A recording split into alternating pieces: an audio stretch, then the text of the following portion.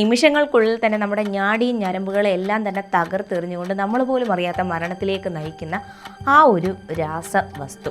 ഇത് ആദ്യമായി ടേസ്റ്റ് ചെയ്തത് ഒരു മലയാളിയാണ്. എന്തിനു പറയുന്നു, 2021 നമ്മുടെ ബുക്കർ പ്രൈസിൽ ഇടം നേടിയ, അതായത് ചുരുക്കപ്പട്ടികയിൽ ഇടം നേടിയ when we cease to the world എന്ന ബുക്കിൽ പരാമർശിച്ചിട്ടുള്ള ഏക മലയാളിയായിരുന്നു അത്. സൈനൈഡ് കേൾക്കുമ്പോൾ തന്നെ ജോളി ചേച്ചി ആയിരിക്കും അല്ലേ ഓർമ്മ വന്നിട്ടുണ്ടാവുക. എന്നാൽ ഇന്ന് ജോളി ചേച്ചിയെ പറ്റിയിട്ടൊന്നുമല്ല നമ്മൾ പറയാൻ പോകുന്നത്. എറണാകുളം സ്വദേശിയായിട്ടുള്ള പ്രസാദ്, അദ്ദേഹം ഒരു സ്വർണ്ണ വ്യാപാരിയായിരുന്നു. അങ്ങനെ ഒരു ദിവസം ഈ ഒരു സ്വർണ്ണ വ്യാപാരവുമായി ബന്ധപ്പെട്ട് അയാൾ നോർത്ത് ഇന്ത്യക്കാരായ 2 പേരെ പരിചയപ്പെടുന്നു. 4 ലക്ഷം രൂപയ്ക്ക് 10 പവനോളം വില മതിക്കുന്ന ഒരു അപൂർവ ഇതെന്നൊക്കെ പറഞ്ഞിട്ടൊരു മാല, ഒരു സ്വർണ്ണ മാല ഇവരെ ഏൽപ്പിക്കുകയാണ്. അതിനായി 4 ലക്ഷം രൂപ ഇവർ കരാർ ഉറപ്പിക്കുകയും ചെയ്തു. ആദ്യമായി 2 ലക്ഷം രൂപ അഡ്വാൻസായി നൽകുകയും ചെയ്ത് ഏകദേശം മാസങ്ങൾക്ക് ശേഷം, കുറേയധികം മാസങ്ങൾക്ക് ശേഷം അറിയുന്നു ഇവർ തട്ടിപ്പുകാരാണെന്ന്, അതും ഒരു വാർത്തയിലൂടെ. സ്വർണ്ണ വ്യാപാരി ആണെങ്കിൽ പോലും ഇത്തരത്തിൽ വലിയൊരു എമൗണ്ട് എടുത്ത് അങ്ങോട്ട് വീശാൻ തക്ക ഒരു ഫാമിലി ബാക്ക്ഗ്രൗണ്ട് ഉള്ള വ്യക്തിയൊന്നും ആയിരുന്നില്ല നമ്മുടെ പ്രസാദ് എന്ന് പറയുന്നത്.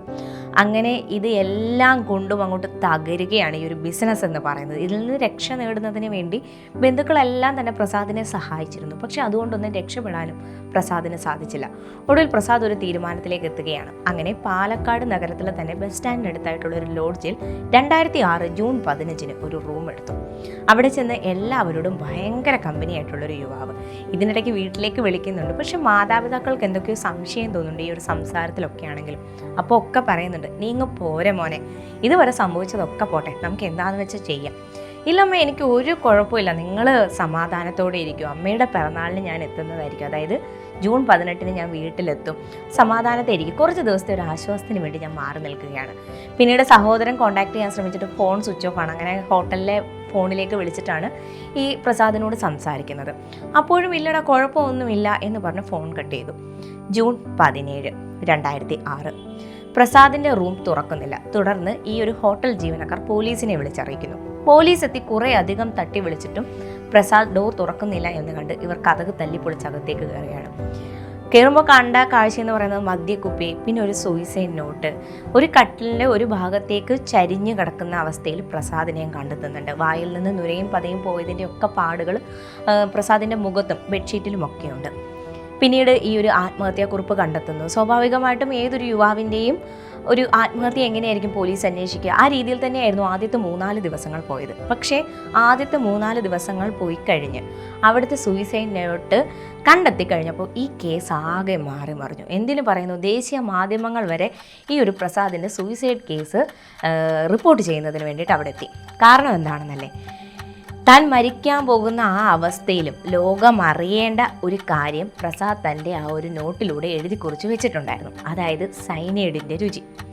ഈ സൈനൈഡിനെ ബന്ധപ്പെട്ടിട്ടുള്ള കുറേ നോവലുകളൊക്കെ നമ്മുടെ പ്രസാദ് വായിച്ചിട്ടുണ്ടായിരുന്നു. അതിനകത്ത് പറയുന്നുണ്ട്, ഒരു നോവലിലെ കാര്യം കൂടി ഈ ഒരു കുറിപ്പിൽ എഴുതിയിരിക്കുന്നത് ഇങ്ങനെയാണ്: ഒരാളെ കൊല്ലാൻ വേണ്ടിയിട്ട്, അയാൾ ഭയങ്കരമായിട്ട് ബുക്ക് വായിക്കുന്ന ഒരാളായിരുന്നു, അയാളെ കൊല്ലാൻ വേണ്ടിയിട്ട് ഇയാളുടെ ബുക്കിൻ്റെ പേജ് താളുകളുടെ അങ്ങേയറ്റമായി സൈനൈഡ് പുരട്ടി വെച്ചിരുന്നു. ഇദ്ദേഹത്തിനൊരു സ്വഭാവമുണ്ട്, ഏതൊരു പേജ് മറിക്കുന്നതിന് മുമ്പ് നാക്കിൽ തൊട്ട് ആ ഒരു ഉമിനീര് നനച്ചിട്ട് മാത്രമേ ഈ പേജുകൾ മറിക്കൂ. അങ്ങനെ ആ സൈനൈഡ് ആ ഒരു ബുക്കിൻ്റെ താളിലായിട്ട് ഒരു പുരട്ടി വെച്ചത് കാരണം അയാൾ മരണപ്പെട്ടു. അതായത് ആരും അറിയാതെ, ഒരു തെളിവ് പോലും അവശേഷിപ്പിക്കാതെ ഒരാളെ കൊന്ന ഒരു രീതിയാണ് ഈ പറഞ്ഞു വെച്ചിരിക്കുന്നത്. അന്ന് മുതൽ ഈ സൈനൈഡിനെ പറ്റി അറിയാനും എൻ്റെയൊക്കെ ഒരു കാര്യത്തിൽ ഒരു ക്യൂരിയോസിറ്റി ഉള്ള ഒരു വ്യക്തി തന്നെയായിരുന്നു പ്രസാദ്. എന്ന് പറഞ്ഞാൽ അങ്ങ് ഭയങ്കരമായൊരു പഠിപ്പൊന്നും ആയിരുന്നില്ല. 10ാം ക്ലാസ്സിലും ഒക്കെ തന്നെ മിനിമം ഒരു മാർക്കൊക്കെ വാങ്ങി എങ്ങനെയൊക്കെയോ ഒന്ന് പാസ്സായി കിട്ടി, അങ്ങനത്തെ ഒരു അങ്ങനെയൊക്കെ പഠിക്കുന്നൊരു കുട്ടി തന്നെയായിരുന്നു. പക്ഷേ ബുക്കുകൾ വായിക്കുന്നതിലും ഒക്കെ ഭയങ്കരമായൊരു താല്പര്യവും കാണിച്ചിരുന്നു. അങ്ങനെ ഇരിക്കെയാണ് ഈ ഒരു പ്രശ്നങ്ങളൊക്കെ ഉണ്ടായി. ഇനി ഒരിക്കലും എനിക്ക് കരകയറാൻ സാധിക്കില്ല, ഇനി മരണമേ എൻ്റെ മുന്നിൽ വഴിയുള്ളൂ എന്ന് പറഞ്ഞ് ആത്മഹത്യ പ്രസാദ് തിരഞ്ഞെടുക്കുന്നത്. അതിനായിട്ട് സൈനൈഡ് എന്തായാലും സുലഭമായി തന്നെ പ്രസാദിന് ലഭിക്കുകയും ചെയ്യും. കാരണം എന്താണ്, സ്വർണ്ണ വ്യാപാരിയാണ്. അങ്ങനെ സൈനൈഡൊക്കെ വാങ്ങി വെച്ച് റൂമിൽ ആ ഒരു മദ്യത്തിലേക്ക് കലർത്തുന്നത്, അതും താൻ സൂയിസൈഡ് നോട്ട് എഴുതാൻ ഉപയോഗിച്ച പേന കൊണ്ട് തന്നെയാണ് ഇത് മദ്യത്തിലേക്ക് മിക്സ് ചെയ്യുന്നത്. അതിനുശേഷം സൂയിസൈഡ് നോട്ട് ഇങ്ങനെ എഴുതിക്കൊണ്ടിരിക്കുകയാണ്. ആദ്യത്തെ പേജിൽ എന്താണ് തനിക്ക് നേരിട്ട സാമ്പത്തിക നഷ്ടങ്ങൾ എന്നെല്ലാം തന്നെ വളരെ കൃത്യമായി എഴുതി. 2ാമത്തെ പേജിൽ അച്ഛനോടും അമ്മയോടുമുള്ള കാര്യം, എന്തുകൊണ്ട് ഞാൻ ഈ ഒരു വഴി തിരഞ്ഞെടുത്തു എന്നുള്ള കാര്യങ്ങൾ, നിങ്ങൾ വിഷമിക്കരുത് അത്തരത്തിൽ. 3ാമതായിട്ട് അവിടുത്തെ ജില്ലാ മജിസ്ട്രേറ്റിന് വേണ്ടിയിട്ടുള്ളൊരു പരാതി പോലെ എന്തൊക്കെയായിരുന്നോ അതിലെഴുതിയിട്ടുണ്ടായിരുന്നു. അങ്ങനെ അത് എഴുതിക്കൊണ്ടിരിക്കുന്ന സമയത്ത് പ്രസാദിനൊരു സ്വഭാവമുണ്ട്, ഈ കാര്യങ്ങൾ എഴുതുന്നതിനൊപ്പം തന്നെ പേനയുടെ ബാക്ക് വശം കടിക്കും. അങ്ങനെ ഇതിനു മുമ്പ് മദ്യത്തിൽ സയനൈഡ് മിക്സ് ചെയ്യാൻ ഉപയോഗിച്ച അതേ പേന വെച്ച് എഴുതുന്നതിനിടയ്ക്ക് ഈ പേനയുടെ ബാക്ക് വശം പ്രസാദ് കടിക്കുകയാണ്. കടിച്ചതിലൂടെ അതായത് കുറച്ച് അതിൻ്റെ ടേസ്റ്റ് അറിയാൻ സാധിക്കുന്നു. അപ്പോൾ പ്രസാദിന് മനസ്സിലായി ഈ ടേസ്റ്റ് ഇതുവരെ ആരും എന്താണ് ഏതാണ് എന്നൊന്നും കണ്ടുപിടിച്ചിട്ടില്ല. പഴങ്ങളുടെ ചാറിലും മറ്റും മിക്സ് ചെയ്തിട്ടുള്ള ടേസ്റ്റുകളും മറ്റുമേ ഉള്ളൂ എവിടെയും എല്ലാ രേഖകളിലും ഉള്ളത്. ഇത് പക്ഷേ ഇതിൻ്റെ കറക്റ്റ് റോ ആയിട്ടുള്ള ഒരു ടേസ്റ്റ് എന്താണെന്ന് അറിയുന്നത് പ്രസാദാണ്. ഉടനെ തന്നെ ആ ഒരു ലെറ്ററിൽ എഴുതുകയാണ്, എരിവോട് കൂടിയുള്ളൊരു കവർപ്പ്. ആദ്യം നാക്കിലേക്ക് തൊടുമ്പോൾ ആകെ ഒരു എരിവാണ്, പിന്നെ ഒരു കവർപ്പ് വരുന്നുണ്ട്, ഒരു ബേണിംഗ് സെൻസേഷൻ വരുന്നുണ്ട്. അങ്ങനെ ഇത് എഴുതി വെക്കുകയാണ്. എന്തുകൊണ്ടാണ് ഈ ഒരു എഴുതാനുള്ള ഒരു ടെൻഡൻസി വന്നതെന്ന് പ്രസാദിന് തന്നെ അറിയില്ല. പക്ഷെ പ്രസാദ് എഴുതി വെച്ചിരുന്ന ഒരു കാര്യം ലോകത്തിൻ്റെ തന്നെ ഒരു കണ്ടുപിടുത്തമായി മാറുന്നു. അതായത് തൻ്റെ മരണത്തിലൂടെ വലിയൊരു കണ്ടുപിടുത്തം തന്നെയാണ് പ്രസാദ് നടത്തിയിരിക്കുന്നത്. എന്തായാലും വർഷങ്ങൾക്ക് ശേഷം പ്രസാദിൻ്റെ ആ ഒരു ന്യൂസൊക്കെ തന്നെ വന്നു കഴിഞ്ഞപ്പോഴത്തേക്ക് മാതാപിതാക്കൾക്ക് ഒറ്റ ഒരു കാര്യമാണ്. കാരണം പ്രസാദ് നഷ്ടപ്പെട്ടതോടുകൂടി ഒരുപാട് സങ്കടത്തിലാണ് അവർ. ഈ ഒരു പേര്, അതായത് ഈ ഒരു സയനൈഡിൻ്റെ രുചി കണ്ടെത്തിയെന്നുള്ള പേര് രേഖകളിൽ എന്തായാലും പ്രസാദിൻ്റെ പേര് വരണം എന്നുള്ളത്. എന്തായാലും ഈ ഒരു മരണത്തോടെ ഇത്രയും വലിയൊരു കണ്ടുപിടുത്തം നടത്തിയ പ്രസാദിനെ ഒരിക്കലും നമുക്ക് മറക്കാനും സാധിക്കില്ല. പക്ഷെ അതുപോലെ തന്നെ നമ്മൾ അറിഞ്ഞിരിക്കേണ്ട വേറൊരു കാര്യമുണ്ട്. ഈ സയനൈഡ് എങ്ങനെയാണ് നമ്മുടെ ശരീരത്തിലെത്തിയാൽ പ്രവർത്തിക്കുന്നതെന്ന്. നമ്മുടെ വായിലേക്ക് സയനൈഡ് ചെന്ന് കഴിഞ്ഞാൽ ഏകദേശം 30 സെക്കൻഡിനുള്ളിൽ തന്നെ നമ്മുടെ വയറിലേക്ക് ഇത് ചെല്ലും. അതിനുശേഷം 2 മിനിറ്റിനുള്ളിൽ തന്നെ നമ്മുടെ ബ്ലഡ് സ്ട്രീമിലേക്ക് ഇതങ്ങ് കലരുകയും ചെയ്തു. നമുക്കറിയാം നമ്മുടെ ശരീരത്തിൽ എനർജി ഉൽപ്പാദിപ്പിക്കുന്നത് കോശങ്ങളാണെന്ന്. 36,000 ട്രില്യൺ കോശങ്ങളാണ് നമ്മുടെ ശരീരത്തിലുള്ളത് അല്ലേ. ഈ കോശങ്ങളിലൊക്കെ തന്നെ എനർജി ഉൽപ്പാദിപ്പിക്കുന്നത് നമ്മൾ കഴിക്കുന്ന ഫുഡിൽ നിന്നൊക്കെയാണ്. ആ ഫുഡിൽ നിന്ന് എനർജി ഉൽപ്പാദിപ്പിക്കാൻ സെല്ലുകളെ സഹായിക്കുന്നതാകട്ടെ നമ്മൾ ശ്വസിക്കുന്ന ഓക്സിജനും. ഇതിനു വേണ്ടിയിട്ട് സെല്ലിൽ ഒരു പ്രോട്ടീൻ പ്രവർത്തിക്കുന്നുണ്ട്. ഈ പ്രോട്ടീനിലേക്കാണ് ആദ്യം ഈ സയനൈഡ് ചെല്ലുക. അതോടുകൂടി ഈ പ്രോട്ടീന് ഓക്സിജൻ സ്വീകരിക്കാനുള്ള ശക്തി ഇല്ലാതാകും.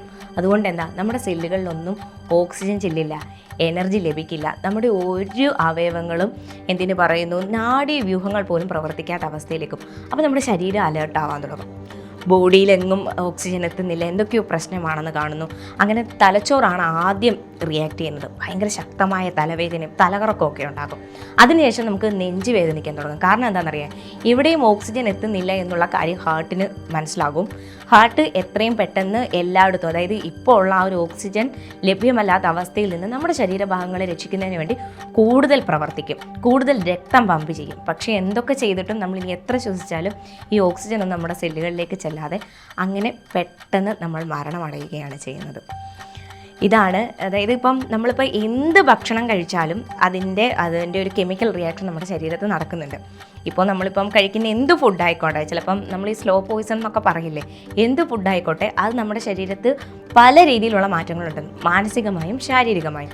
ഈ സയനൈഡിൻ്റെ കാര്യം എന്ന് പറഞ്ഞാൽ നമ്മൾ ആ സ്പോട്ടിൽ അറിയുന്നു, ബാക്കിയുള്ള കാര്യങ്ങൾ നമ്മൾ ക്രമേണ അറിയുന്നു. ഇപ്പം നമുക്ക് കണ്ടുവരുന്ന ഏത് രോഗമാകട്ടെ നമ്മുടെ ശരീരത്തിലേക്ക് നമ്മൾ ഇൻടേക്ക് ചെയ്തിട്ടുള്ള ഏതെങ്കിലുമൊക്കെ കാര്യത്തിൻ്റെ ഏതെങ്കിലുമൊക്കെ ഒരു ഭക്ഷണ പദാർത്ഥത്തിൻ്റെ, അതിപ്പോൾ ലഹരി ആയിരിക്കാം, നോർമൽ ഫുഡായിരിക്കാം, അതിൻ്റെയൊക്കെ പ്രതിപ്രവർത്തനമായിട്ടാണ് ഈ രോഗങ്ങളൊക്കെ നമുക്കിപ്പോൾ വന്നുകൊണ്ടിരിക്കുന്നത്. എന്തായാലും സയനൈഡിൻ്റെ കാര്യം പറഞ്ഞില്ലേ, ഇതുപോലെയുള്ള ഇൻട്രസ്റ്റിംഗ് ആയിട്ടുള്ള വീഡിയോസ് ഇനിയും വരുന്നതായിരിക്കും.